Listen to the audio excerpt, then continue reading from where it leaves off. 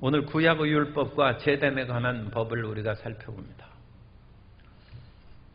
출애굽기 19장부터 40장까지가 시내산에서 있는 사건을 기록한 것입니다. 그래서 시내산의 그 내용인데, 시내산에서 수많은 그런 많은 일들이 있었는데 그 중에서 가장 중요한 것은 하나님을 만난 것입니다. 그러므로 19장, 20장이 이 19장, 40장까지 그 넓은 많은 내용 가운데 핵심되는 부분입니다. 19장부터 20장까지 내용은 어떤 것입니까? 이스라엘 백성들이 하나님을 만나기 위해서 준비했어요. 그리고 하나님께서 강림하셨습니다. 하나님께서 개인적으로 체험하고 나타난 일은 종종 있었어요. 아브라함 때도 나타나고 수많은 사람들이 하나님을 개인적으로는 체험했지만 민족적으로 이스라엘 백성들이 다 하나님의 임하심을 보고 그 목소리를 들은 것은 유사일에로 없었던 것입니다. 원래 하나님을 만난 것입니다. 그 하나님께서 처음 입을 열어서 말씀하는 것은 십계명입니다. 그러므로 하나님을 만난 것뿐만 아니라 이 십계명의 마음은 그야말로 이스라엘 백성들이 잊을 수 없는 체험이고 감격입니다. 오늘날 우리 예수님을 믿는 사람들도 그리스도 예수를 통하여 하나님을 만났은즉 하나님께서 주시는 우리 말씀을 항상 마음 가운데 새기고 살아가야 될 줄로 믿습니다. 그래서 20장 17절까지 하나님이 임재하셔서 십계명의 말씀을 17절까지 주셨어요. 그런데 18절부터 21절까지는 이스라엘 백성들의 반응입니다. 이스라엘 백성들이 이 어무하신 하나님을 보았고 보았어요. 18절에 보면 뭇 백성이 우레와 번개와 나팔소리와 산의 연기를 본지라. 하나님께서 임재하신 때 나타나는 그런 현상들이죠. 현상들을 인간의 말로 표현할 수 없으니까 그야말로 천둥번개가 치고 나팔소리가 들리고 그야말로 산에 연기가 불이 일어난 것처럼 솟아오르고 보았다는 것입니다. 하나님을 보았다는 것입니다. 그리고 그들이 또 볼 때 떨며 멀리 서서, 그리고 본지라 그들이 볼 때 라라는 히브리어 동사를 사용하는데 두 번 반복했어요. 하나님을 보고 보았다. 틀림없이 하나님을 체험. 위대한 성공이 이루어졌습니다. 모세가 하나님을 만난 후에 시내산에서 하나님을 만났죠. 내 발에 신을 벗으라. 내가 선 곳은 거룩한 것이다.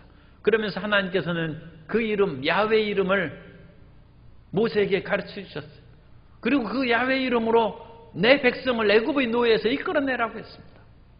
수많은 어려움으로 모세가 천신만고 끝에 이스라엘 백성들을 애굽에서 이끌어내고, 바로의 그런 그 고집이 얼마나 많은지, 또 그런 가운데에서도 이스라엘 백성들이 처음 하나님을 믿는 길로 나오는 것이 얼마나 힘든지. 그러니까 교회 나오는 것이 쉽고 가벼운 사람은 지금 굉장히 믿음이 좋아집니다. 처음에는 예수님을 믿고 교회 나가면 아침에 눈이 안 떠요. 그래가지고 귀신이 눈도 못 뜨게 해요. 그렇게. 그래서 눈이 안 떠져가지고 교회를 아침에 못 나오는 사람이 있어요. 주일날. 특히 새벽 기도회 때는 눈이 천근만근처럼 무거워서, 그래서 새벽 기도를 그야말로 산뜻하게 나오는 성도님들은 이 보통 그야말로 수준 높은 것이 아니죠. 그런데 그 하나님을 이스라엘 백성들이 온갖 어려움과 고난 가운데 광야길을 나와서 시내산에 도착해서 하나님을 만났다는 거죠. 이건 말할 수 없는 감격이에요. 내가 믿은 하나님을 자식에게 똑같이 체험하고 성령 충만함을 받게 한다. 놀라운 것이죠. 사람이 그냥 결혼해서 처음 자식을 낳을 때는 그냥 보니까 자식이 생겼어요. 그래가지고 그냥 멋모르게 그 자식을 낳고 뭐 귀한 줄도 몰라 그냥 해서 키웠어. 그런데 할아버지 할머니가 되어서 자기가 낳은 아들, 딸이 자식을 낳으면 신기한 거야. 사실은 또 좀 걱정도 되죠. 정말로 내 자식들이 자식을 잘 낳을 수 있을 것인가. 그런데 그 자식을 낳고 보니까 한 달이 걸러 천리라고 원래 자기 자식 또 자식이 나오면 할아버지는 이촌입니다. 이촌. 조금만 지나가면 할아버지가 삼촌 되는 거예요. 그러니까 손자, 증손자는 할아버지가 그렇게 가깝지 않아요. 그런데 할아버지 편에서 보면 이건 그야말로 기적이라. 그래서 할아버지 할머니들이 그렇게 손자, 손녀를 기여하고 돌본 자식을 낳았다. 나의 자식이 자식을 낳았다. 우리 성도님들은 이런 믿음의 대를 이어가는 기쁨과 감격에 충만한 축복을 받게 되시기 바랍니다. 내가 전도한 사람이 그 사람이 신앙이 성장해서 또 다른 사람을 전도했다. 이거 기적이죠. 기적. 어찌 그런 일이 있을 것인가. 내가 방언받는 것도 쉽지 않지만 그건 큰 문제가 아니에요. 열심히 기도하면 금식하면 방언을 왜 못 받겠어요. 그런데 자기가 전도한 사람이 열심히 믿고 방언을 받으면 기적이죠. 참 대단한 거예요. 그리고 그 사람이 또 다른 사람을 전도해서 대를 이어서 성령 충만함을 받았다. 말할 수 없는 은혜죠. 그런데 이스라엘 백성들이 천신만고 끝에 모세가 이스라엘 백성들을 시내산으로 이끌어서 자기가 처음 하나님을 만나고 감격을 체험한 그 산으로 인도했는데 그곳에서 이스라엘 백성들이 하나님을 보고 보았다. 그리고 그들의 반응이 나옵니다. 그들이 떨면서 멀리 서서 모세에게 이르되 당신이 우리에게 말씀하소서 우리가 들으리이다. 하나님이 우리에게 말씀하시지 말게 하소서 우리가 죽을까나요. 하나님을 처음 만났을 때의 그 감격과 두려움을 얘기하고 있습니다. 하나님을 만난 것이 참 좋은 일이긴 합니다만 하나님은 지극히 거룩하시고 빛 가운데 계시기 때문에 죄짓고 어둠 가운데 있는 우리가 만난 것은 사실은 불편합니다. 우리가 그냥 옷을 편안하게 입고 아무나 만날 수 있는 그런 사람이 있는 반면에 우리가 그렇지 않고 몸난장도 하고 옷도 좋은 옷을 입고 그야말로 깨끗하게 차림을 하고 만나야 될 사람이 또 있죠. 그런 분을 만난 것은 기쁨이요 감격이긴 합니다만 불편하죠. 이스라엘 백성들이 하나님을 만난 그것은 기쁨과 감격일 뿐만 아니라 두려움이 다가왔어요. 이 두려움에 대한 그런 대표적인 묘사가 이사야 6장입니다. 지금 이사야가 우시야 왕이 죽던 해에 나라의 그런 모든 일들이 어떻게 되어갈까 근심이 되어서 이사야가 하나님 앞에 나와서 부르짖어 기도했어요. 하나님께서 이 나라 유다 백성들에게 복을 내리시고 수많은 어려움에서 이 나라를 건져주셔서 이사야는 딴 것은 생각하지 않고 오직 나라를 위한 충정과 하나님께서 임하시면 문제가 해결된다는 그런 일념으로 나와서 기도를 했는데 정말로 하나님이 나타나셨어요. 그래서 환상 가운데 하늘의 보좌에 앉으신 하나님을 봤어요. 그때 이사야의 입에서 터져나온 소리는 화로다 나여 망하게 되었다. 나는 죽게 되었다는 거예요. 나는 입술이 부정한 사람이요 입술이 부정한 백성들 속에 거하면서 만군의 야훼를 배웠는데 이건 떨고 두렵다는 거예요. 이사야가 처음부터 그런 생각을 했더라면 상당히 더 조심했을지 모르는데 좋으신 하나님, 사랑과 인자하심이 영원하신 하나님을 생각하고 나왔는데 하나님과 부딪히니까 떨렸다는. 이스라엘 백성들이 하나님을 만나는 그거에 대해서 큰 걱정과 두려움이 없었어요. 이스라엘 백성들은 하나님께서 자기를 괴롭히던 바로의 손길에서 건져준 그 사랑과 권능의 하나님, 그 하나님만 생각했어요. 그런데 그 위대하신 분은 사람이 감히 함부로 만나기가 어려운 분이라는 것을 직접 만나고 보니까 새삼 깨닫는 거예요.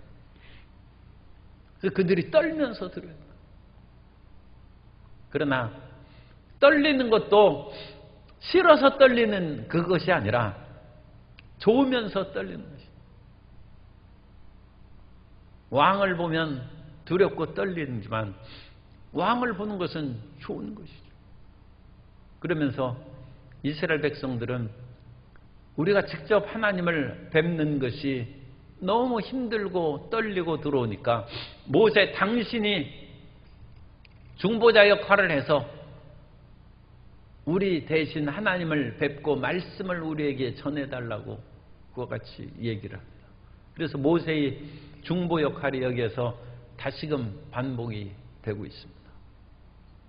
그런데 하나님께서 이스라엘 백성들을 이와 같이 직접 만나신 것은 하나님께서 이스라엘 백성들을 시험하신 것이라고 말씀합니다. 20절에 보면 모세가 백성에게 이르되 두려워하지 말라.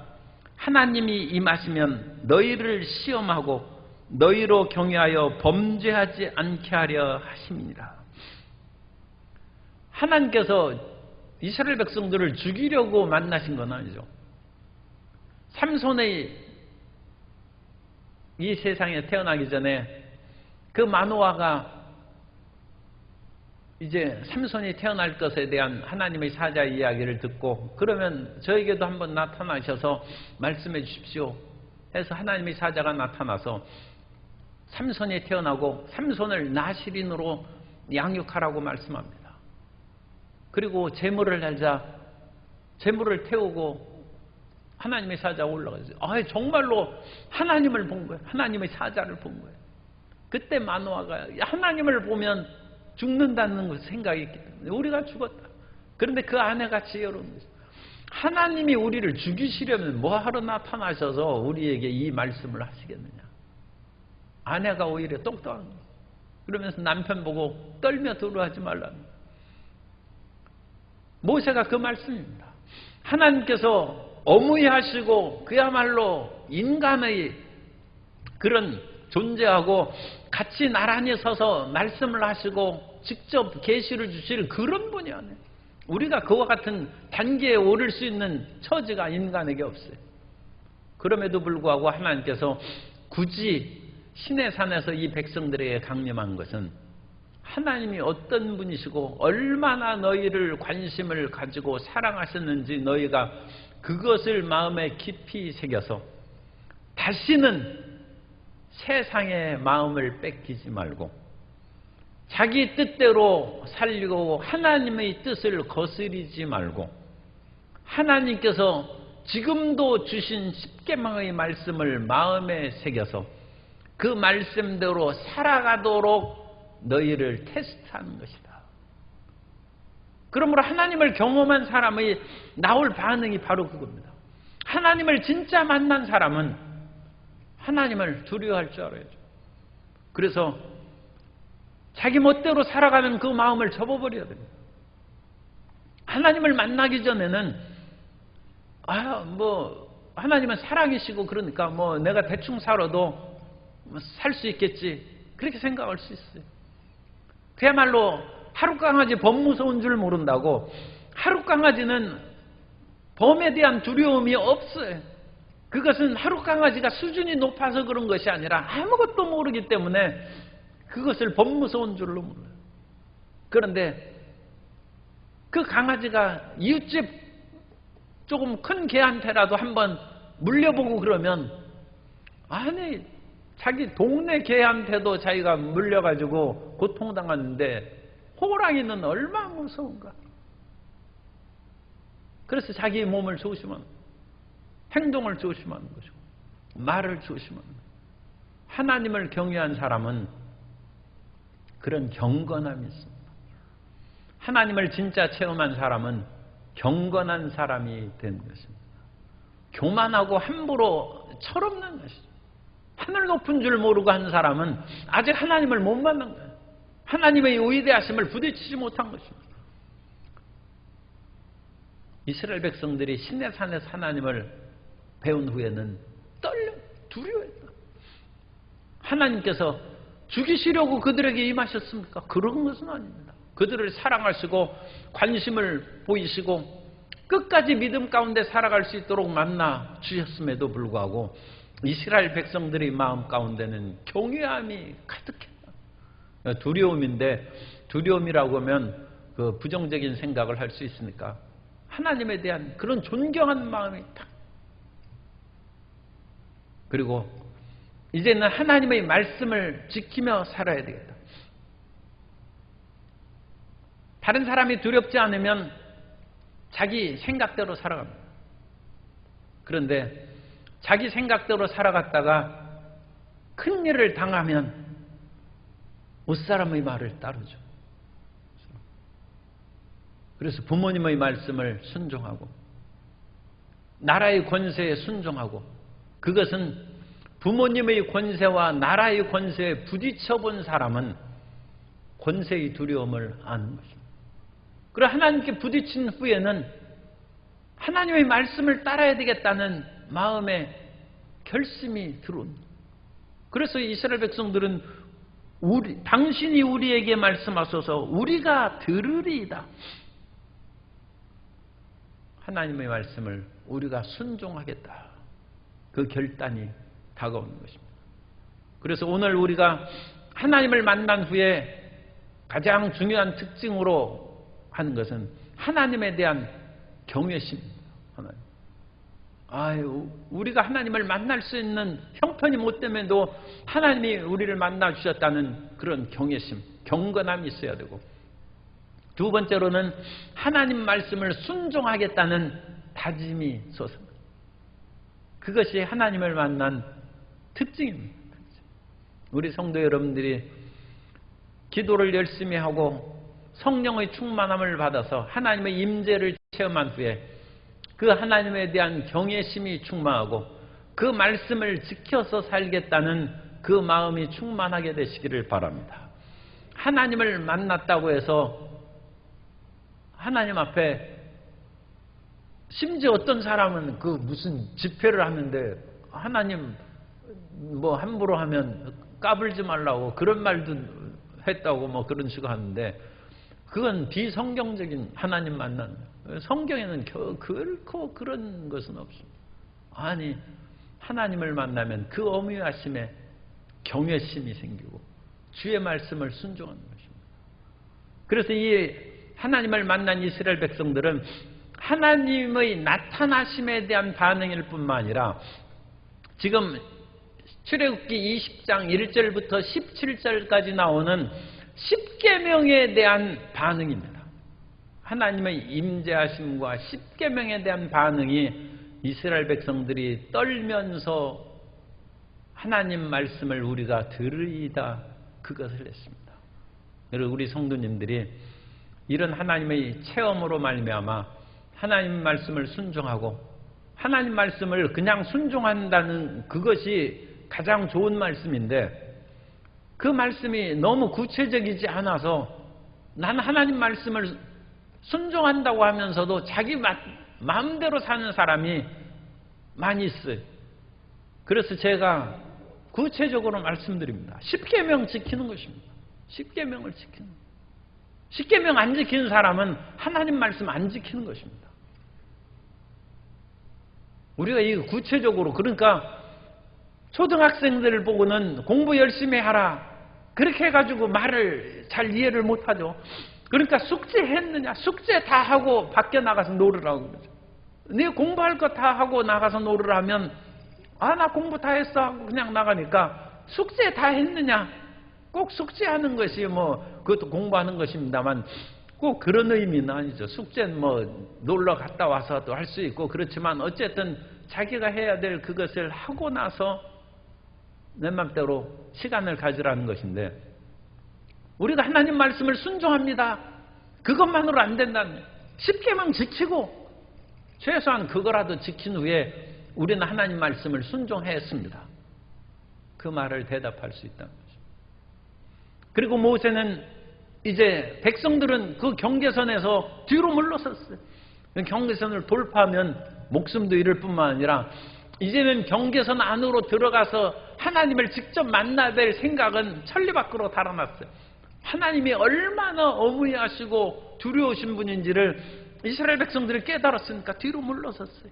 모세가 오직 생명을 걸고 그 경계선을 넘어서 흑암 속으로, 흑암 속이라는 것은 하나님이 계신 그 신비를 상징하는 것이지 뭐 어두움 그런 뜻은 아니에요. 그 하나님의 깊은 임재 속으로 들어간다. 우리가 깊은 기도를 들어가고 하나님 앞에 어떤 말씀을 듣고 그것을 다른 사람에게 전해준 기도를 할 때는 모험입니다. 사람이 한 번도 안 가본 곳에 갈 때는 조심해야죠. 모험을 하죠.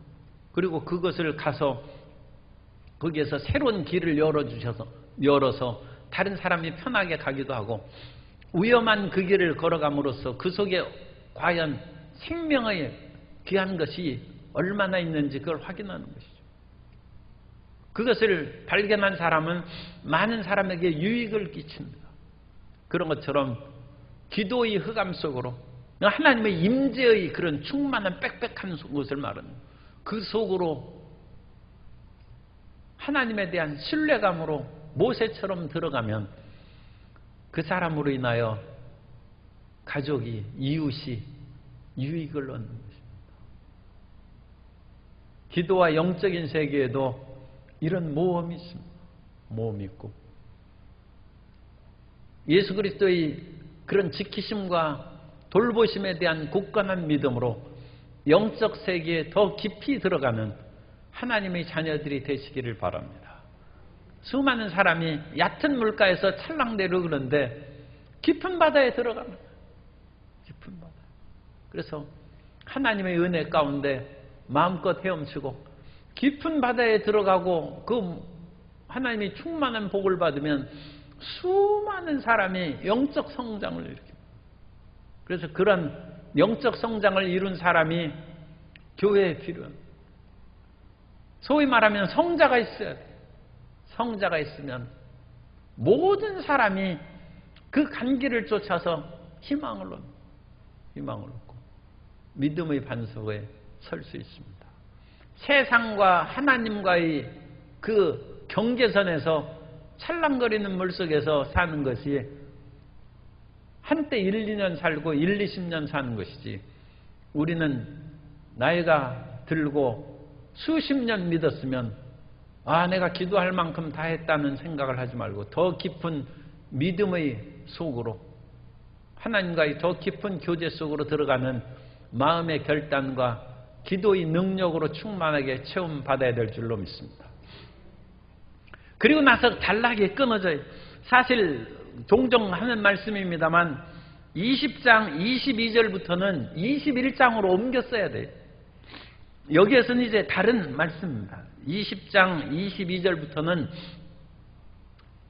이제 21절까지 10계명을 주시고 그거에 대한 백성들이 반응을 21절까지 끝낸 후에 22절부터는 20장 22절부터 23장 33절까지가 하나의 단락입니다. 하나의 단락인데 이 단락은 언약서라는 그런 말씀으로 우리가 이제 이해할 수 있습니다. 그 언약서의 말씀은 출애굽기 24장 7절에 나오는데 24장 성경에 있는 분은 24장 7절을 한번 찾아보세요. 24장 7절에 보면 언약서를 가져다가 백성에게 낭독하여 듣게 하니 그들이 이르되 야훼의 모든 말씀을 우리가 준행하리이다. 언약이라는 것은 베리트라는 히브리어를 쓰고 그것이 앞에 관사가 하입니다. 하브리트. 책이라는 것은 셰페르랍니다. 셰페르 하브리트라는 그런 단어를 쓰고 있는 그 언약의 책의 말씀이 20장 22절부터 23장 33절까지 말씀. 그래서 이 언약의 말씀은 우리가 지켜야 될 언약의 말씀을 그냥 쭉 열거하고 있어요. 그러므로 어느 면으로는 법전 1조, 2조, 3조 읽는 것처럼 약간 우리에게 지루하게 생각할 수도 있고, 우리가 잠언서의 말씀을 읽으면 그 잠언서의 말씀이 특별히 연결되는 것이 아니라 한 구절, 두 구절, 두세 구절이 그냥 따로따로 이렇게 해서 계속 연결되지 않습니까? 그런 것처럼 이 언약의 말씀이 그런 식으로 진행되고 있습니다. 그러니까 약간 지루할 수도 있어요.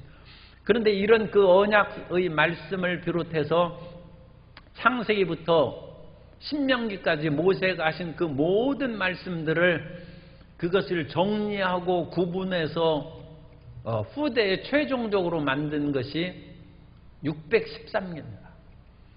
그래서 613가지 율법이 있다는 것은 모세 때 얘기한 것이 아니고, 모세 때는 다만 하나님의 이와 같은 언약법도 만들고 너희는 거룩하게 살라는 성결법전이라는 말씀도 주고 레위기 제사법 말씀도 주시고 또 여러 가지 신명기 여러 말씀들을 주셨어요. 그런데 그런 수많은 말씀들을 그냥 성경을 읽어가지고는 잘 모르는 거예요. 그렇기 때문에 구체적으로 이것을 하나 1조, 2조, 3조 그런 식으로 하면 사람들이 더 성경의 말씀을 더 잘 이해할 수 있지 않을까. 그래가지고 그 말씀을 정리하기 시작했어요. 그리고 그 모든 것은 우리가 생활 정리하는 것은 언제 정리합니까? 이사 갈 때 정리하죠. 물론 대청소하느라고 이사 안 가도 정리하기도 합니다만 어쨌든 이사 갈 때 그 정리합니다. 또 어느 때 정리합니까? 부모님이 돌아가시면 부모님의 그 모든 걸 정리하죠. 나라가 망하면 하나님의 말씀을 정리합니다. 그래서 이스라엘 백성들이 성경 말씀이 쭉 내려오고 그런 것들을 그냥 읽고 예배드리고 그냥 제단에서 제물 드리고 살았어요. 그러다가 나라가 망한 후에는 이거 큰일 났답니다. 이제는 하나님께 예배드릴 솔로몬 성전도 없어지고 백성들은 뿔뿔이 흩어졌어요. 이러다가 우리가 신앙을 잃어버리겠다. 그래서 이제까지 내오는 모든 성경의 두루마리들을 모아서 정리하기 시작했어요. 그래서 그 정리한 것이 율법서가 오경이 먼저 정리되고 또 예언서가 정리되고 성문서가 정리되고 그렇게 해서 구약성경이 이제 정리가 되는 것입니다. 그러니까 이 성경이 기록된 것은 옛날에 기록된다 할지라도 정리된 것은 후대예요. 후대. 그래서 그것을 모아놨어요. 그리고 나서 오경을 또 공부하는 그런 랍비 힐렐이라든지 또 1세기 이후에 아키바라는 랍비들이 이 하나님의 말씀 오경을 보다 더 지금 나라도 잃어버리고 온갖 것에 흩어지니까 더 열심히 지켜야 되겠다 해서 그것을 쭉 정리해 본 결과 613가지가 나오고 그런데 이것을 최종적으로 정리한 사람은 중세시대 때 12세기 경우에 마이모니데스라는 그런 랍비가 12세기에 그러니까 얼마 안 됐죠. 한 800년 전이죠. 그때 이제 정리했는데 제가 몇 가지 613계명을 읽어드리겠습니다. 613가지 계명 중에서 제1계명은 생육하고 번성하라. 우리는 이건 계명으로 생각을 잘 안 할 수 있는데 창세기 1장 28절에 그 사람을 짓고 생육하고 번성하게 하자고 했는데 이게 명령입니다. 너희는 생육하고 번성하라는 것입니다. 그리고 여러분들은 자녀도 많이 낳아야 돼. 생육하고 번성해야 돼. 삶이 번성해야 돼. 교회 그러면 영적 자녀라도 생육하고 번성해. 이게 첫 계명이에요. 1계명이에요. 2계명은 모든 유대 남자는 할례를 받아야 된다. 이게 그 613가지 계명 그거 한 두 번째는 모든 유대 남자는 할례를 받아야 된다. 세 번째는 환도뼈의 큰 힘줄을 먹어서는 안 된다. 야곱이 환도뼈 쳐가지고 그 일이니까 그거 먹지 말라고 계명으로 만들었는데 그렇게 쭉 하다가 611번째는 하나님의 길을 따라 걸으라. 하나님의 길을 걸으라. 그게 계명이라는 것입니다. 612 안식년 장막절에 모든 이스라엘 회중은 다 모여야 한다.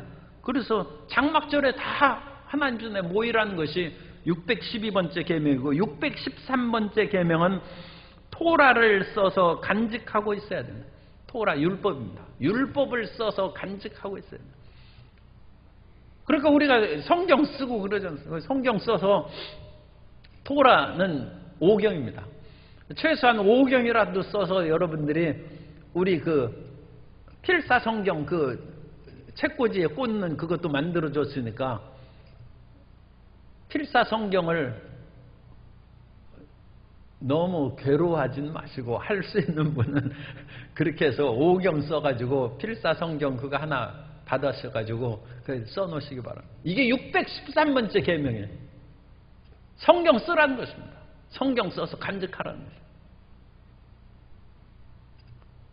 그래서 이것은 5경에 있는 말씀 안에 있습니다만 그 말씀을 하나씩 우리가 생각하는 10계명도 아니고 뭐 다른 언약의 율법도 아니에요. 그렇지만 그것을 쭉 수많은 하나님의 종들이 연구하고 정리해서 중세시대 때 그것을 613가지를 거의 완성했어요. 완성한 것이 제가 읽어드린 그 내용. 그러므로 이것은 하나님의 말씀을 성경의 그런 내용들을 그냥 가벼이 읽지 아니하고 그 모든 말씀들을 생육하고 번성하라. 그걸 계명으로 듣는 거예요. 환도뼈의 그런 그것을 힘줄을 먹지 말라. 이스라엘 백성들은 계명입니다만 우리는 어쨌든 간에 그것을 통해서 야곱을 생각하고 하나님의 뜻에 불순종해서 환도뼈가 어그러진 것처럼 우리는 그런 불순종의 그런 것을 먹지 말고 그 마음을 버려야 되겠다. 그런 식으로 이제 영적으로 그런 것은 이제 해석을 해야죠. 그래서 20장 22절부터 하나님께서 이 언약의 말씀을 이제 주시는데 이런 말씀들이 이제 다 613가지 나중에 정리한 것 속에 다 들어가는 것입니다. 그래서 22절에 야훼께서 모세에게 이르시되 너는 이스라엘 자손에게 이같이 이르라.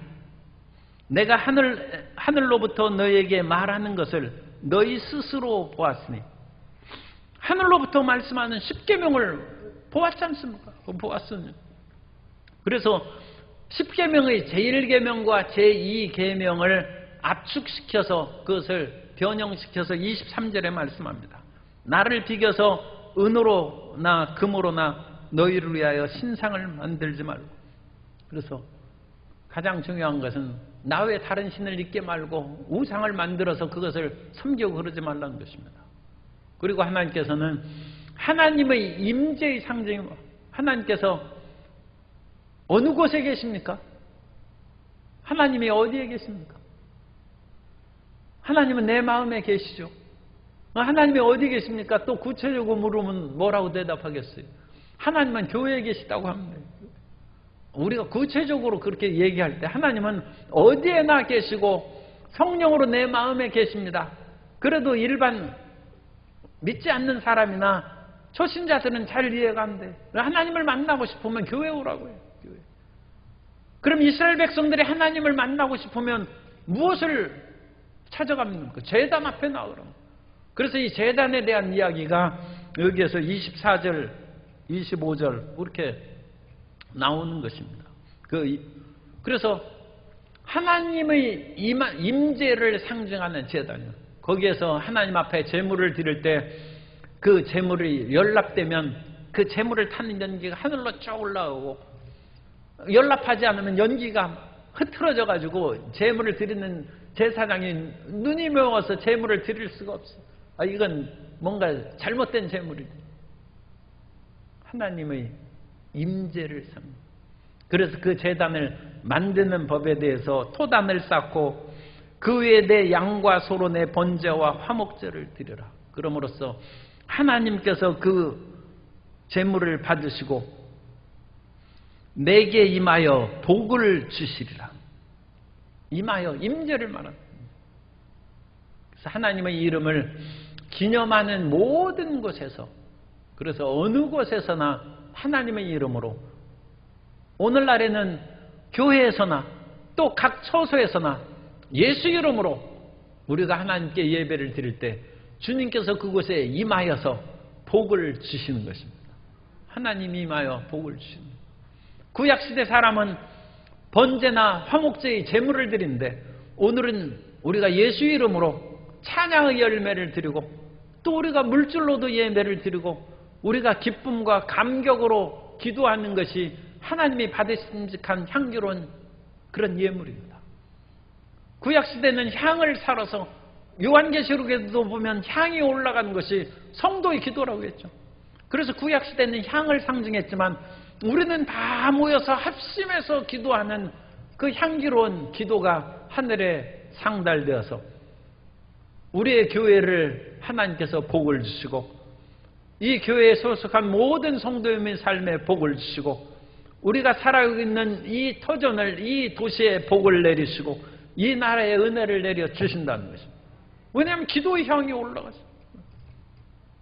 찬송의 향기가 올라가는 것이고 제물의 향기가 올라가는 것이고 그래서 하나님께서 예수 이름으로 내 이름으로 기념하는 그 모든 곳에 하나님이 임재하여서 복을 주신다는 것입니다. 그러므로 그곳에서는 어떤 그런 돌로 조각하거나 징으로 쪼아서 그것을 제단을 만들지 말라고 했는데 그것을 통하여 어떤 사람은 이 자연의 그런 자연적인 성격을 파괴하는 징으로 쫓고 그러는 것은 그건 초월적인 능력을 상실하는 것이다. 그렇게 해석한 사람도 있습니다만 그런 것보다는 그러면 뭐 이런 대리석 쪼개가지고 오늘날 제단이나 어떤 그것 강대상 만든 우린 뭐 이것은 그 돌로 된 것은 아닙니다만 옛날 시리아라든지 그런 데 가면 그 고대 그 사도들이 만든 그런 강대상은 돌로 돼 있어요. 돌 쪼개가지고 이렇게 만드는 거예요. 그 당시에도 돌로 정을 쪼개가지고 이렇게 제단을 거기에서 예배단이죠. 그 강대상을 만들. 우리도 그거 만들 수 있는데 우리도 그거 만들어가지고 이거 헌금 때 올려놓으면 이 무거워가지고 나중에 또 디르사 월스퍼즈가 여기 찬양하고 할 때는 이거 누가 들어서 옮기겠어요. 그러니까 우리는 간편하게 하고 바퀴도 달고 성경에는 바퀴 다는 그런 얘기는 있지도 않지 않습니까?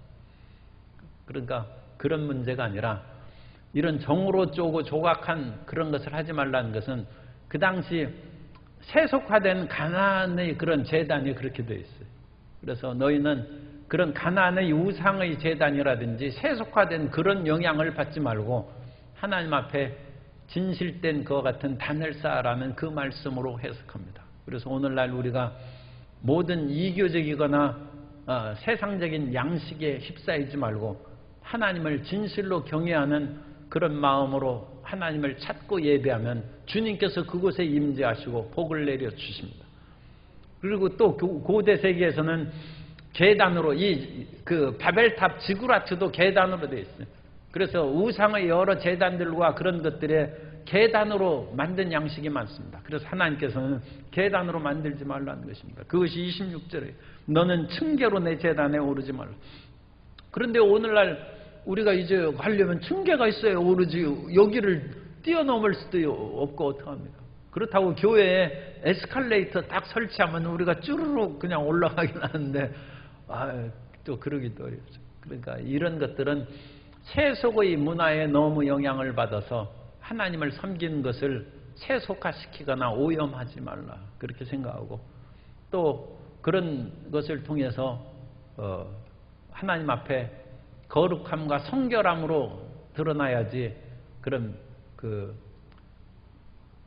부정한 그런 모습을 드러내거나 그런 나체로 모습을 드러내는 그런 일이 없도록 하라는 그런 말씀도 다 거룩하고 경건한 예배를 위한 것이다.